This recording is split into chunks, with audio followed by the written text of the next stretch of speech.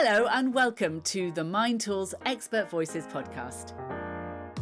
This episode is all about knowing what to do with your day and then getting it all done. I'm Rachel Salaman, host of our expert interviews. And I'm Jonathan Hancock, a Mind Tools writer and editor. And once again, we'll be delving into our digital archives to discover what the experts had to say to you, Rachel, about this age-old dilemma. How do I stop wasting my day? Yes, I'm sure it's a question that's been asked for as long as people have had jobs or been doing things. But it does feel a bit more important now, doesn't it? With so many of us getting to decide when and where and even how we work. Yes, and as always, we're going to split our work in two for this podcast. I'll start by looking at what goes onto your to-do list for the day.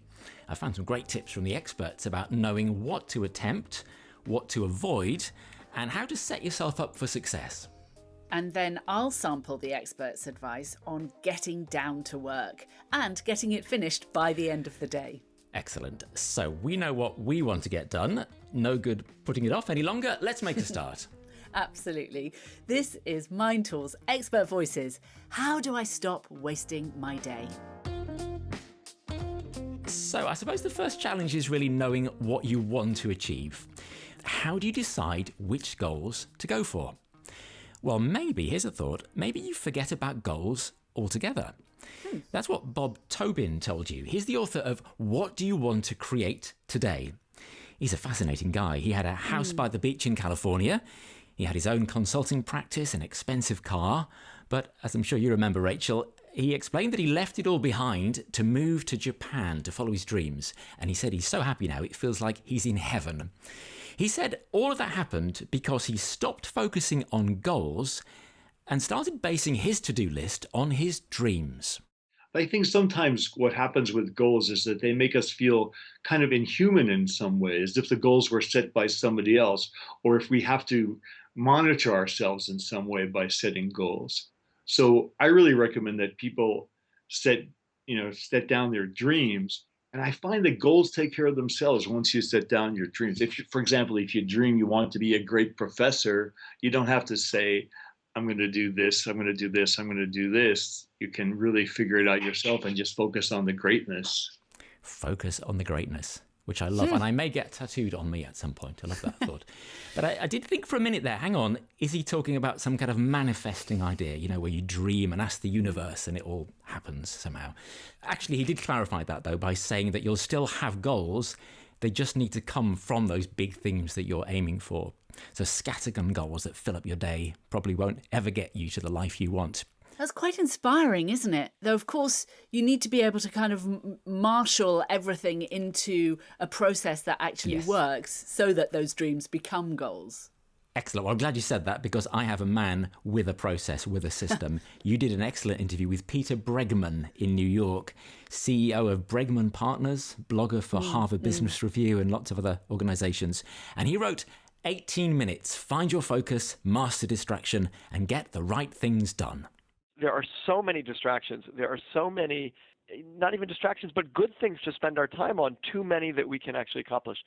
So the real question that we have is, where is the most effective place to use my time, and how do I filter the other stuff out? How do I say no to the right things and yes to the right things so that I'm being effective, not just efficient?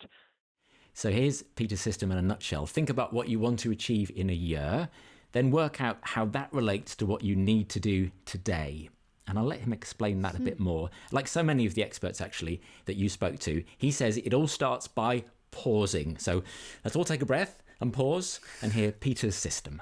The first piece is to just slow down, because we can't change the tires while the car is moving. We're moving so fast, getting everything done that we possibly can, that we have no time to sort of pause and reflect. So the first part is just to pause a little bit.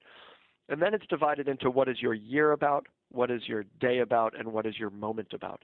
And decisions should really flow from that, meaning what I do in each moment should be based on what I'm doing in my day, which really should be based on what it is that I want to focus on in my year. And I think that link is often lost, and that rather than let things fall through the cracks unintentionally. We want to intentionally push things through the cracks that aren't going to help us focus on the things that we most want to focus on in the year. So Peter recommends choosing 5 areas to focus on per year, and he gets people to keep coming back to those on that monthly, daily, and even momentary level. And you might remember he explained this physical grid that you fill out and you keep checking, and that all takes that 18 minutes every day that makes the title of his book. I'd really recommend the interview you did with Peter to anyone who likes a system to follow. And we've got plenty of other very strategic approaches like that in the Mind Tools toolkit, things like Eisenhower's urgent, important principle. You get a grid from that as well. And there's the time boxing approach for people who like that kind of thing. I've certainly found it's helpful to be organised, and I'm sure it's helpful to keep checking in with your bigger dreams and your longest term ambitions. I'm not sure, though, whether it might not be a bit demoralising if you keep thinking, is what I'm doing at this moment moving me forward to the big things? Because if it's not, isn't that just a constant reminder that you're having to do the chores and the stuff you've got to do every day, and maybe you're not always moving towards your final goals in life? And your goals must change, surely. I mean, it's great to have an annual goal, but really, is that going to stay the same throughout the year? It might move forward, it might move backwards, it might just change altogether. Yeah, and to be fair, Peter, it does allow a bit of leeway, I think, within the system. You do get to rewrite things and to tweak them as you move on. But it does, I think, take quite a lot of energy and focus, which is obviously part of his approach, isn't it? To be constantly thinking, is what I'm doing now the right thing for this moment, let alone today, let alone the month and the year.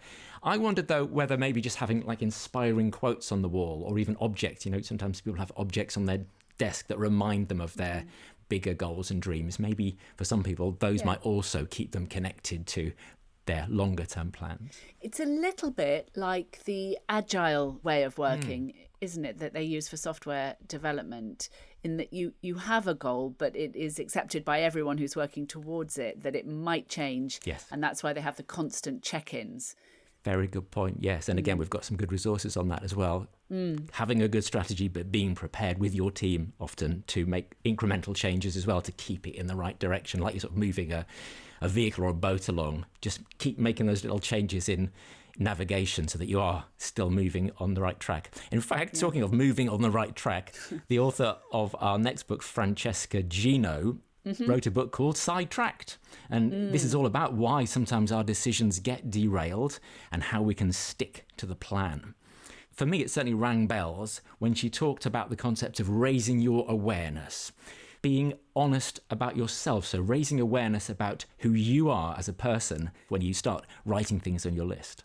Raising your awareness is more about stopping and thinking about becoming more aware of the subtle influences that derail our decision, and in particular, the influence of thinking too positively about our competence and capability. So if you think about the strategy that you would use in the case of losing weight, for example, which is also something that I mentioned in the book. So in that case, you would exercise more frequently and you would start paying more attention to what you eat. And you might go as far as using a diary where you count your own calories. And that would help you stay on track. Raising your awareness, in a sense, is doing the same thing in the case of staying on track when it comes to implementing your plans. And you're being more careful of the fact that we think too highly or too positively of our competence and capabilities. And she had lots of research to back that up, sadly. We are generally too positive about our own capabilities. I wasn't expecting her to say that. No, but you know what? I think that really does ring true with me when it comes to setting lists that are just never going to happen. I think it's a really lovely, certainly for me, it's a nice moment to be there with a blank sheet of paper and to be putting down all these big things you got to achieve in the day. But when it comes down to it, are you actually going to be able to do those? Especially when you think about yourself and your character. I think that's what she's saying, isn't it? Be honest. Understand yourself. But I think we also need to be a bit careful about Francesca's advice, because some people will already be underestimating themselves, and this might make them underestimate themselves even more and underachieve, which is no good for anyone. No, that's true. And I guess a lot of our experts, probably all the experts, want people to be ambitious with their time, just realistic as well, because they're all motivational, positive people, aren't they? They tend to be when they're writing books and talking to you about their work. So definitely they want you to get the best out of your time and effort and the most out of your day. But I suppose Francesca was just balancing that up with realism. Yeah. Well, realism is always a good idea. Yeah, if you can find it within your situation. Exactly. And I guess it's clarity as well, isn't it? Clarity on your character, your capability, planning accordingly to that clear picture. And clarity was a big thing for Kristen Cox. She's a distinguished US public official. And with the economist Yishai Ashlag, she wrote the book Stop Decorating the Fish, an arresting title, which she did explain to you very clearly, I think, in the interview you did. It's a brilliant book, a wonderful mix of practical advice, but also clever sort of metaphorical thinking. There's a fictitious town called Busyville. You can imagine what life is like there. A problem with fish stocks, people racing around thinking up solutions. Meanwhile, there's a beaver called Alex who's working away on a very natural answer to the problem. And Kristen says this all goes to the heart of so many to-do lists. What this teaches us, we hope, is that most problems aren't worth solving. These Busyville citizens were very busy doing lots of things and solving lots of problems. But real breakthrough happens when we know which problem really matters. What's the problem we should solve? Another expert who says, pause, take a step back, work smart, not hard. I think that's definitely a theme coming out of this. And being strategic with the tasks that you put down on your list for the day. And often that means not just racing to solve every problem you can see, but planning tasks based actually on what's not happening in the moment sometimes. So it's quite a thoughtful approach to work planning, and one that Kristen says might need a shift in perspective. People react to what they know about or have insight into or have visibility into. You know, you change things you have awareness of. You don't change. If you don't know about it, you're not going to change it. And I think one distinction here for me that's important is there's a big difference between achieving a goal and eliminating a problem. Eliminating a problem is about something we know about and we don't like. But achieving a goal, I have to think about what I'm not doing, what's missing, what information, product line, customer value do I not know about. So first of all, you have to have a goal, and the goal has to be, what do we give, not do what we get. I thought that was such an interesting idea of to-do lists as well, because it is tempting, isn't it, to look around you and see the things that need doing at that moment, rather than taking that step back and thinking, what isn't being done and how can I contribute to that in some way through what I put on my list for today, not necessarily solving a problem. She had a lot of ideas packed into that clip, didn't she? Really interesting, really worth thinking about when you're thinking of the most important thing to spend your time on. Yeah, and what an interesting woman as well. She talked there a lot about things like seeing and the unseen problems, and she was very open about her disability, her sight loss, that she's blind. And you talked to her, I thought, really refreshingly about that. And she said that actually she's very positive about that aspect of her experience. She said that being blind has actually helped to shape her thinking about all of this. I learned as a blind person that a lot of the things in this world are kind of made up. And having to question core assumptions is a really important mindset that I learned and was grateful to learn from some mentors, because our organizations, our products are byproducts of how we think. And if we can't think clearly, or if we can't question these assumptions that we hold true for a very long period of time, it's very difficult to create the lives we want to create. How easy it is, I think, for all of us to sometimes race into putting a to-do list together, assuming that we have to do certain things in the day, assuming that the things we see are the things that need to be solved. And she cut through all of that. Really, really refreshing. Yes, and a very arresting way of expressing it too. This idea that a lot of things are just made up. I mean, it's so true, but how often do you hear someone say it like that? Yes. And to make it sound so positive, it is a positive thing, isn't it? If you can almost take some time back as well. And there's a concept called time affluence that I really liked. This was Ashley Willen's idea. Ashley is an assistant professor at Harvard, a happiness expert, and the author of a book called Time Smart. as you work out what you want to achieve, she says, bear in mind this idea of time affluence. I define time affluence via many other organizational psychologists, which is the feeling of having enough time to do all of the things that you both want to do and have to do. So you can see inherent in this definition is a subjective feeling that your life is under your own control, that you have enough time to do all of the things that you want to do and have to do. And I define time affluence in this way because, very interestingly, there's been this disassociation over the last couple of decades where we're actually working fewer hours as compared to the 1950s or 60s, and that's true for both men and women and kind of regardless of profession, but we feel more time stress than we ever have before. And so that's why I look at time affluence, which is really focused on the psychological feeling of having enough time, because it's such a powerful predictor of happiness, even above and beyond how much time people actually have available to them. So racing to fill up that to-do list, rushing to get lots of stuff done that you think might get you more money and advance you in your career and somehow make you feel satisfied at the end of the day, that might not be the approach at all. It really helps you see your to-do list differently, doesn't it? So that you do make sure that that is one of your goals, to feel time affluent. And like so many of your guests, she had the research to back up her theories and her insights, which I thought was brilliant. In particular, about this surprising relationship, or maybe non-relationship, between time and money. In all of my data that I've analyzed, what I find so fascinating is there's a disassociation between the amount of hours that people work and how much income they have. So these more objective markers of time affluence and material affluence, and the subjective feeling of having enough time.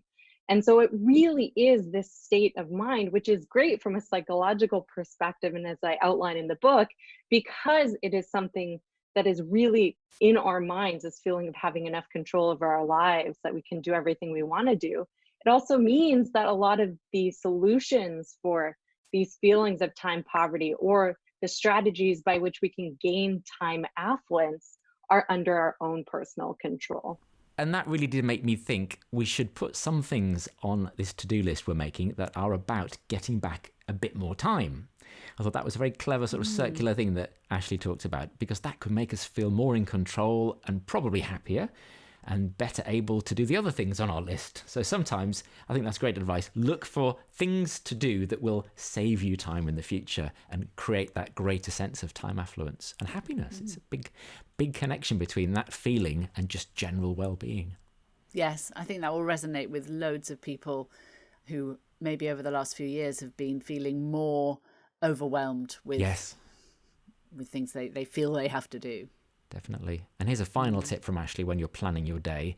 Plan some things that you could do if you suddenly found some extra time. And I don't know about you, that doesn't happen that often to me, but occasionally it does. And Ashley says it's a chance to choose what you do more consciously than ever. If you've got this list, whether it's a real list or just something in your head squirreled away, then if time suddenly opens up for you, you've got something there and you've had a chance to think about how you really want to spend that moment of spare time. So it's really about creating a list of things that you want to build more time in your life for. And then when you find yourself with windfalls of free time or even planned free time off, you look to that list and say, what are the things on this list that I would rather be doing other than binge watching my favorite TV show? That's good in small doses. Don't get me wrong. I definitely binge watch television, but sometimes we do it mindlessly as opposed to purposefully.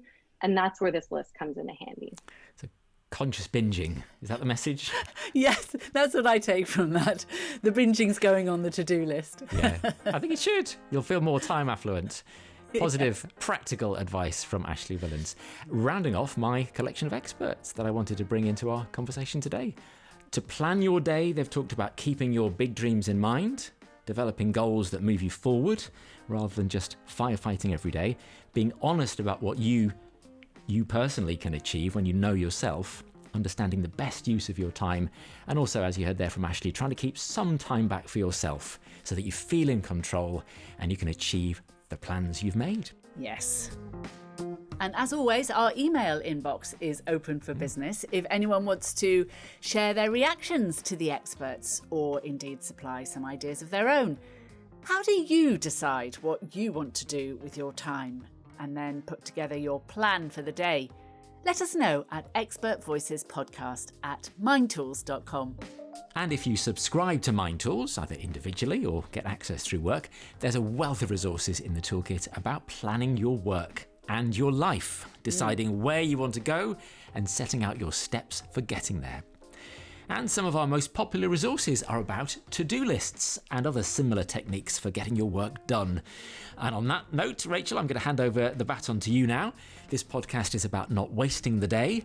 And if we've decided what we want to achieve, come on, how do we actually achieve it? Find us some experts who can help, quick. Thanks, Jonathan. I have some, you'll be glad to hear. There is a very rich seam of tips and advice on getting stuff done in our expert interviews collection. And I've pulled out some great clips about how to motivate at the start of the day, how to beat procrastination, and also how to avoid distractions once we've actually got started. I could definitely do with that. Yes, well, me too. So first up is Margaret Greenberg. She's the author of Profit from the Positive. We heard from your experts about strategic planning, Jonathan. Margaret says we also need to do micro planning every day. We've been taught to believe that the way to greater productivity is just do it, just get it done and get it out the door, as I like to say. But what we found is that when we take time to just plan it, just plan our work, whether it's 15 minutes at the start of the day or 15 minutes at the end of the day, we will actually be more productive. Because what the research has shown is that if we just decide up front where and when we will do a piece of work, we're twice as likely to achieve it.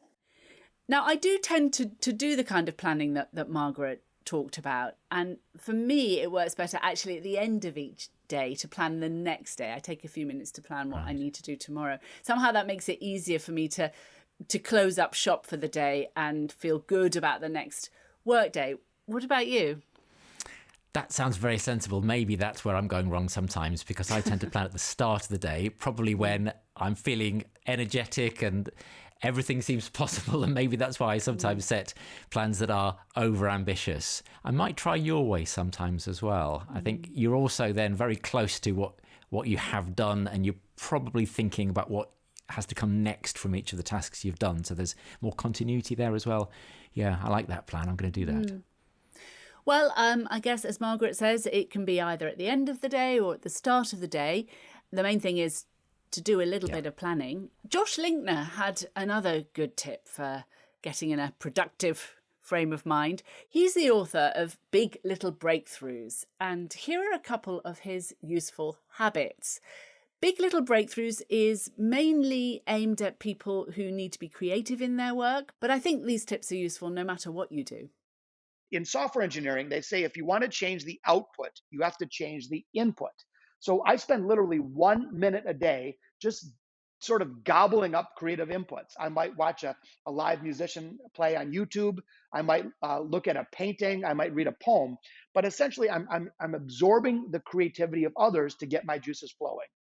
Another thing that I do is then I spend 1 minute giving myself a bit of a creativity challenge. It's sort of like working out your creativity muscle. So the challenge might be something like, if I had to take 10,000 ball bearings and market them as a new type of product, what might that be? And the goal isn't to necessarily create tangible work product. It's more to give yourself creative practice in a low pressure situation. So just even those slight little practices on a daily basis can truly add up to pretty big material gains. Have you ever tried anything like that, Jonathan? I'm not sure I've set myself specific creative tasks, although actually sometimes at lunchtime I like to do a cryptic crossword. That's possibly that sort of energizing thing there, isn't it? And physical activity for me is a big thing. I love working from home because at lunchtime I very often get a chance to go out and have a run, which I wouldn't have done if I'd had to spend a lot of time commuting and been stuck in an office all day. And for me, that gives me that extra bit of a lift in the middle of the day. And I think it also goes back to what some of the experts on my side were saying about not getting trapped in just being really busy, but sometimes taking a bit of time and energy back helps you achieve more on your list in the end. I really liked Josh's idea about looking at videos in the name of being more productive. Might be hard to stick to 1 minute, though, for me anyway. Yeah, you've got to be careful with that, haven't you? I think that is a bit of an issue of our age, the accessibility to things like TikTok and YouTube videos and things that can become a distraction. But maybe it's worth trying if you pick the right things and use them as that very conscious creativity lift and a bit of a boost amongst a busy day. Yeah, worth a try. So maybe you've planned your day, you've got your creative juices flowing, or you've been for your run, but you find that there are suddenly lots of things you need to do before you can actually knuckle down to your work. And this is, of course, Jonathan, our familiar friend, procrastination. Can't we talk about this later? Let's talk about this later. I think, is there such a thing as procrastination? Sometimes I do things too quickly because I don't like the fear of leaving things.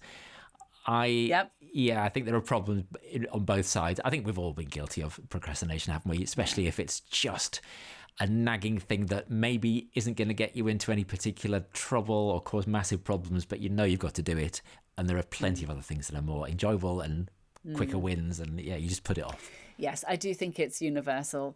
And that might be why I found quite a few tips for beating procrastination scattered throughout our expert interviews. Some of them are simple reframing tricks or mindset shifts, but they really can make a difference. Jeffrey Combs wrote a book called The Procrastination Cure. And he says that first we need to be aware that we're procrastinating and ideally understand why. Then we can change how we approach the task by changing how we talk about it. Key to any transformation is your word choice. Change your words, change your actions. But if you continue to do the same actions in the same words, you'll get the same result. This is why here's the number one term that leads to procrastination: need to. Need to is a future tense with no commitment. If I say I am, that's now. If I say I'm committed, if I decide, then I will. But if I use words that are non-committal, I'll get the same result. So words are a key to the transformation. And this reminds me of another great reframing tip about replacing have to with get to. Do you know this one? So, no, I haven't heard of that. What's the difference? Yeah, I'll give you an example. So instead of thinking, I have to present our quarterly results to the shareholders on Monday, we would reframe that as, I get to present our quarterly results to the shareholders on Monday. Okay, like it's an opportunity. It's a exactly, good thing. Exactly. Right. So on a more mundane level, it might be something like, I have to check in with the marketing team. Right. And then you would change that to, I get to check in with the marketing team. I might try that with my teenage kids, actually. You're never going to believe this. You get to do the washing up in 10 minutes. Yeah, I think it's really useful. I mean, it's just a change of one word, and it really makes a difference. Jeffrey, of course, in that clip was suggesting we change need to something more intentional. He also told me about an age-old trick to knuckling down, which is to reward yourself once you've completed the thing you didn't want to start. Let's say that you're going to perform for 8 hours today. Well, reward yourself at the end of the day. Reward yourself with a 15-minute meditation. Reward yourself with an ice cream cone. Reward yourself. Find something to reward yourself for a task well done. Even a simple pat on your own back can be a reward. Because emotionally, we require that. We require love. We require reward. We require recognition. But to get it, you can get some of it by just being a good person, by being a good human being. But you also want to have some satisfaction in a task well done. I know you're not much of a procrastinator, Jonathan, but do you ever use rewards to help you motivate? For me, it's sometimes just having a bit of time off during the day, because I think I've learnt that about myself, that if I'm not careful, I can just work and not pause. And so I think if there's a really tough thing that I might have been putting off otherwise, I'll think to myself, I'll do that, and then I'll give myself 10, 15 minutes back. And it might be to watch a video or do a crossword or do a bit of exercise or something, but it might just be like 5 or 10 minutes just to sit down and have a cup of coffee and have a little rest. And maybe it's a bit like that time affluence idea that Ashley Willens was talking about earlier. Really appreciate that feeling of wellness that comes from sometimes just stopping it, which can be a reward in itself. Yes, and it also calls to mind that very vivid image we heard from Peter Bregman earlier about you can't change the wheels of a car while it's moving. Yes, yeah, don't attempt that. Don't try it, yeah. Well, Greg McEwen is a business consultant and the author of a best-selling book called Essentialism. And I spoke to him about a later book of his called Effortless, which is a kind of manifesto for an easy life, but importantly, an easy, productive life, focusing on just the essential things. He told me his twist on the idea of motivating ourselves through rewards, which is to give yourself a reward while you're actually doing the task you need to do. Don't wait until you've done it. So, for example, he answers his voicemails in the hot tub. By the way, that is for real. And I've pushed the envelope even more on the hot tub strategy and just taking calls there as well. And even sometimes just whole meetings there. And it sounds, even as I say it, a little awkward, but it just goes to show how we assume that work has to be a certain type of experience. And so once you unlock the idea that, look, it's okay for the most essential work, the important work, to be more enjoyable, lots happens. I have a CEO friend who, wanted to be running on his treadmill every day, but rarely achieved it. There's a particular news program that he always likes to listen to, a podcast, and he just said, okay, I'm only going to be allowed to listen to that if I'm walking or running on the treadmill. And so that single shift means that he doesn't miss doing it now. It's just linked it with something he was already going to do anyway, already looking forward to. And instead of separating it and saying, well, I'm going to do the workout and then I'll feel good, he just combined that. He reduced the lag indicator so that he experiences the joy in that moment. I always wonder what that bubbling sound was when I called Greg. Now it all makes sense.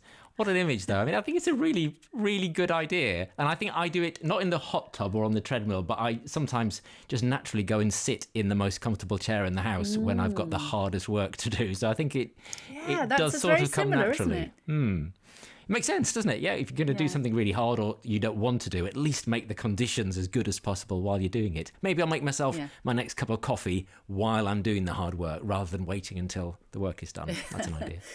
Yes. Another one to curb procrastination that came up a few times actually in our expert interviews was understanding how putting things off is linked to perfectionism. We want something to be perfect, so we delay starting it in case it isn't. Andy Core is a performance and motivation coach, and he's the author of a book called Change Your Day, Not Your Life. And he was one of our experts who talked about this. The pressure of trying to do things perfectly leads to procrastination. And so what I want people to do is to jettison all of that, think less about the potential outcomes and think more about the execution. Bring your focus down to the daily level, not whether you're going to make your new sales goal or not, but how can you execute today? How can you check the boxes today and make sure that you just move the ball forward, move the ball down the field? Now, this contradicts some of the things that your experts were saying, doesn't it? Yeah, it does. The big theme of mine was stop, take a pause. Think of your long-term goals. Yeah. I think as a writer, I know all too well that when you've got a blank piece of paper or an empty screen, it can be terrifying and you want to put it off, but if you put a few words down, suddenly you're off. You're into it. And if it's something you're trying to put off, just starting sometimes is the thing you need to do, even if you go back and change those first few bits. Yes, and I'm sure that Andy would also see the value in long-term goals. It's just what to focus on when, really, isn't it? Well, Tal Ben-Shahar was really interesting on this topic too. He's the author of the best-selling book Happier. I talked to him about a different book, actually, which was called The Pursuit of Perfect: How to Stop Chasing and Start Living a Richer, Happier Life. Now, that book was all about the idea of optimalism, that we should just be happy if something isn't perfect. And if you embrace that idea, you can actually just get started on the jobs that we're putting off. And when I talked to him, he told me about the British philosopher Samuel Coleridge. He was a self-declared perfectionist, and he wrote back in the 18th century and couldn't really get down to write. And he would procrastinate, and he would experience incredible anxiety before putting pen to paper. So what he did at one point was say to himself, okay, I'm going to write my magnum opus, my best work toward the end of my life. Until that time, everything else is a rough draft. That liberated him. That goal freed him to enjoy the process because he didn't yet have to write his perfect work. Now, he never got to write his perfect work, his magnum opus, but he did get to write hundreds and thousands of beautiful prose. Why? Because it liberated him. It no longer needed to be perfect. You can see how taking away the pressure of being perfect might really help you get down to work, can't you? Absolutely. I think I use a similar principle again. Sorry to bring it back to running, but I do think a lot about running and improving my goals and working out how much I can do in a particular session, what's on my running to-do list, if you like. And I think for me, not thinking that every run needs to be perfect, and in a long run, thinking every mile doesn't have to be perfect. Like if I'm doing sometimes doing marathons, you can have bad miles along the way and still get there. It sort of liberates you to think that not everything has to be perfect and you can still keep moving forward. But if you try to make it perfect, that might make you stop. Yeah. Not only do you get more done, but you also enjoy it more. So it's win-win. That's true. Yeah. Be kind to yourself. I think that's a big message, isn't it? In so many aspects of life and work. So once you've stopped procrastinating and started on your task, the last thing you want to happen is to get distracted. Josh Linkner, the author of Big Little Breakthroughs, who we heard from earlier, he suggests that we think about having what he calls untouchable days. I smush all my meetings and calls into 4 days, leaving this one beautiful day open from all distraction. I turn off the internet. I shut down my phone. My wife knows how to reach me in emergencies, and that's about it. And it gives me the space and time to really express my deep creative work. And so what the key to this principle is I'm not spending more time. I'm not actually adding more hours to my work week. I'm just reorganizing it in a way that supports the creative process. Do you think that's realistic, Jonathan, these days, to have an untouchable day? Sounds great. I think it sounds lovely. I found it has got harder and harder. I mean, I think I sometimes have to really make an effort to become untouchable during the day, and it never lasts for very long. I mean, working from home has loads of advantages, but you are at the beck and call of neighbours popping round, of people delivering things. People can contact you in so many different ways, can't they? Loads of different channels. So I do sometimes have to say, right, I'm going to leave the phone behind, go to a coffee shop or something, and just really carve out that untouchable time. But it never lasts for long. No, it's so true. Well, one person who knows quite a lot about avoiding distractions is Chris Bailey. He spent a year trying out dozens of productivity tips, and then he wrote about the experience in a book called The Productivity Project. He found that consciously rationing digital distractions really helped, which goes to what you were saying, Jonathan. Here's what he says about email. And so that means, carving out certain blocks of time to check our email, which is one of my favorite tactics to do. I check my email once a day. This is tough to do, by the way. It's easy advice to give and more difficult to practice, but it's worth the struggle 1,000 times over because of how email and social media can compromise our productivity. And again, it goes to the idea that certain elements of our work are springy in that they expand to fit how much time we have available for them. And so if you have, a 20-minute gap in your day, chances are email might seep into that gap and begin to expand to fill it. And this is true with all these low return elements of our work. Any digital distraction is the same way.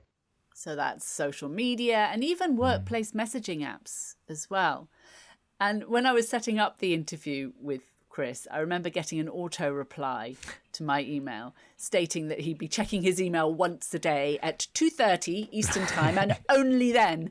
And then I thought, well, it's a surprise because you don't often get an auto response like that.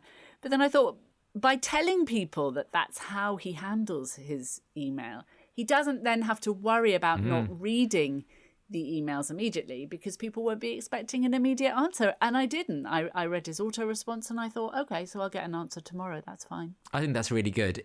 I think I gained quite a lot of control when I started looking into the notification settings on some apps. There are things you can do that stop an app sending you everything all the time, or you can limit it to certain times of day. I mean, right now, while we're talking, I put my phone on do not disturb mode. And I think there are other times in the day when I should do that too. So I would say fight back against some of the technology and use the things that are often hidden away in the apps, in the settings of things that will actually help you stick to your work and only use the tech when you want to. That is a great reminder. Another anti-distraction tip from Chris is actually to move things nearer or further away from where you're working by 20 seconds. 20 seconds nearer or further away, to be precise. I'll let him explain. 20 seconds is enough temporal distance so that when a distraction is that far out of our way, or less than 20 seconds in our way, it becomes way less distracting or impossible to avoid. So it works both ways. And so for an example, when we keep chocolates at the bottom of our freezer so that it takes more than 20 seconds to thaw, that's a go-to method of mine because food is my weakness in every part of my life. Or it works the opposite way too. And so my filing cabinet, I can reach it right here. It's less than 20 seconds from my desk, so it takes less than 20 seconds to file something, so I never get put off by that task, so that it's not intimidating enough for me to put off. It's a practical thing. Amongst all the strategies and theories, there's a really down-to-earth thing you can do. And it reminds me of something that an expert said in our last episode about unhooking physically, just moving your stuff away from a difficult coworker, for example, just creating a bit of physical space. And you can do that with your phone, you can do that with the chocolates. Yeah, straightforward, sensible, but possibly life-changing advice. Yes, and you can start today. So I just want to finish with some wise words from the stress expert, Sharon Melnick. She's a business psychologist and the CEO of Horizon Point Inc. I highly recommend her book, Success Under Stress. It's absolutely packed with useful tips and insight. One of the most memorable things from my interview with her, I thought, was what she calls the 50% rule. Now, this is about the fact that we can only control about half of what's happening around us. Maybe more, it may be less. She says 50% just to indicate that there's a lot that is out of our control. And then we have to give 100% to that 50%. Here's Sharon. That 50% rule is be impeccable for your 50%. And what that means is take 100% responsibility for everything that goes on within your control, right?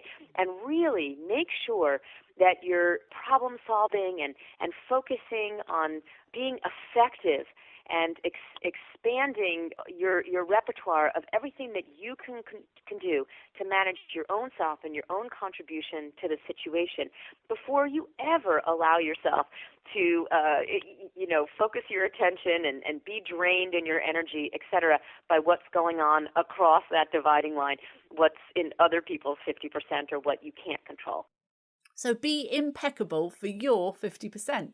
Less stress, more focus, and another way to stop wasting your day. I love it. I'm going to go off and be more impeccable. And I'm going to try and remember all these numbers. We've had 5-minute inputs and 18 minutes, and the 50% rule and 20 seconds away. I suppose we wouldn't we? We'd be talking a lot about numbers and time and measurements because that's what all of this is about. Knowing you've only got a certain amount of time, you've got a lot of things that you, I hope, have decided you now want to do with that time, and some great advice there about how you actually get on and do it in the time available. Absolutely. And that's almost all we've got time for today. But before we finish up, we've got a little bit of feedback to share on previous episodes of Mind Tools Expert Voices. Mind Tools coach Sarah Harvey got in touch about episode 3, which was What Makes a Great Team Now. And she says, we don't need to be friends with everyone we work with, but we do absolutely need trust, support, and a sense of mutual understanding to be a great team. She says, this is no longer a nice-to-have aim. It has become an essential ingredient for success. Can't argue with that. Absolutely. I think in virtual working as well and distributed teams, trust is more important than ever. Thank you very much. That's Sarah. And this is in from Richard McDermott, who is based in Edinburgh in Scotland.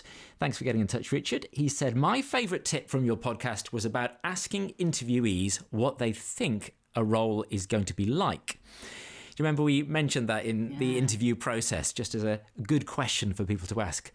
People want to join the team. And Richard said, I wish I'd known that years ago. What a powerful way to have an honest conversation about whether they have realistic expectations and would really be able to meet them if they got the job. And I think he's talking there about Dana Baroka. It was the expert who said, why not just ask people what they think the job's going to be like? Because that will reveal so much about whether they are ready for the job, whether they understand it and they're the right person for it.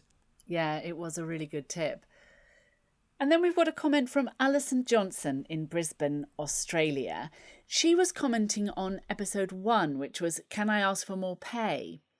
She says, I work in HR and I totally agree that learning and training are the best routes to promotion. That's what we ended up concluding in that episode. And she says, but too many people do the development work without then telling people about it. Highlight it on your CV. Show people what you've learned to do and that you'll be able to keep learning as you move up the organisation. Such a great point from Alison. People somehow think that by osmosis, people will know the training and development that they've undertaken, but you actually have to tell people. Yeah, your boss isn't telepathic was one of my favourite quotes from that episode. Right. And here's a great example of when you've got to actually say it out loud, sing about all the development that you've done, all the learning you've done. Absolutely. Yeah. Well, that was from episode 1. And remember, all the previous episodes of our podcast are still there on whichever platform you're using to hear this one. And actually, if you're listening to us directly from mindtools.com, you just select the current episode and you'll see there's a button there for more episodes at the bottom. And they're all there for you to listen back to. And we would love getting more feedback. Plus workplace stories, insights and ideas, and maybe any requests you've got for future topics. Just send us an email to expertvoicespodcast@mindtools.com to get involved.